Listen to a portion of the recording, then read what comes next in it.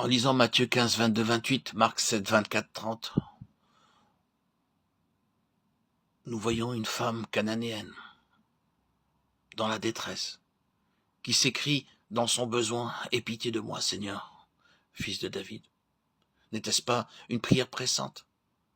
Si certainement, cependant, chose étonnante, le Seigneur ne répond pas un mot, les disciples semblaient approuver l'attitude du Seigneur, car ils lui dirent « Renvoie-la, car elle crie derrière nous ». Mais comment le Seigneur leur a-t-il répondu?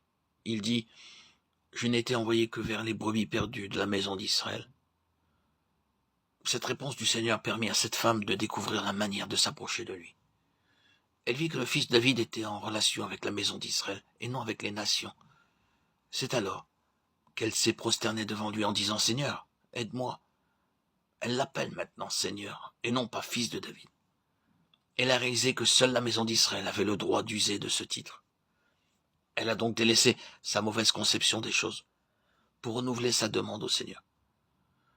Le Seigneur lui a répondu « Il n'est pas bien de prendre le pain des enfants et de le jeter aux petits chiens. » Cette réponse était si déroutante. Elle semblait accréditer le fait que le Seigneur rejetait la femme. En réalité, il voulait lui faire valoir tout le chemin parcouru par la grâce de Dieu. La femme a pu voir sa position et aussi la grâce du Seigneur. Et, possédant alors la clé de la prière, elle dit « Oui, Seigneur, mais les petits chiens mangent les miettes qui tombent de la table de leur maître. » Alors Jésus lui dit « Femme, ta foi est grande. » C'est parce qu'elle avait trouvé la clé qu'elle exerçait naturellement la foi.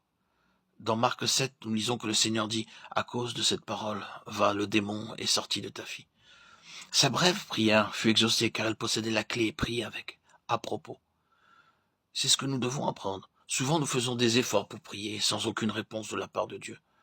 Cependant, nous ne cherchons pas à en connaître la raison.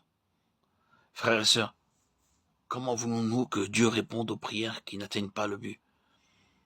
Dans les temps de prière, nous devons en premier lieu découvrir la clé, car c'est seulement en agissant ainsi que nous serons sans cesse exaucés de la part de Dieu. Tout en ayant considéré toutes les illustrations concernant la prière, que ce soit avec David, Moïse, Josué, Job, gardons toujours présent à l'esprit que nous devons être conduits par la voie intérieure et non pas gouvernés par les situations, nos concepts ou nos désirs. Lorsque cette douce voix intérieure nous dit de prier, lorsque dans les profondeurs de notre être, nous avons le sentiment de devoir prier, alors répondons à cette sollicitation aussitôt. Les situations peuvent uniquement être le moyen de nous conduire devant le Seigneur pour nous attendre à lui. Elles ne doivent pas contrôler notre prière. Et les pensées ne sont utiles que pour cristalliser et définir les indications intérieures. Elles ne doivent pas être la source de la prière. La prière selon la volonté de Dieu n'est possible que lorsque nous sommes nous-mêmes en harmonie avec cette volonté. À moins que nos affections n'aient été disciplinées, nous ne pourrons pas suivre la conduite intérieure de la prière. Parce que nous serons influencés par nos propres désirs et chercherons à introduire Dieu dans nos plans. Dès que nous constatons que nous prions sans efficacité, nous devons en rechercher la raison. En nous attendant au Seigneur, nous devons parvenir au point où la douce voix intérieure dira « c'est cela ». Alors nous serons libérés, car nous aurons la clé. Et en l'utilisant et en progressant dans la prière, nous serons assurés de la réponse de Dieu. Ésaïe 62,6 déclare « Sur tes murs, Jérusalem, j'ai placé des gardes. Ils ne se tairont ni jour ni nuit. » Ces veilleurs sont des hommes de prière.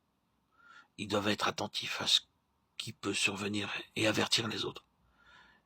Ils doivent replacer les choses devant Dieu continuellement.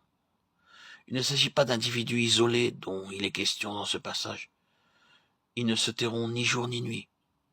Il est ici question d'une compagnie de veilleurs et ensemble, ils apportent leurs requêtes à Dieu. Et leurs prières n'ont de cesse qu'il rétablit Jérusalem et la rende glorieuse sur la terre. Nous devons persévérer dans la prière jusqu'à ce que le corps de Christ soit édifié. Dieu a besoin de nos prières. Nous devons avoir l'esprit de prière. Nous devons maintenir une atmosphère de prière. Nous devons posséder la clé pour la prière. Frères et sœurs, levons-nous et apprenons à prier. Cherchons la clé de la prière, afin de répondre aux besoins de Dieu aujourd'hui.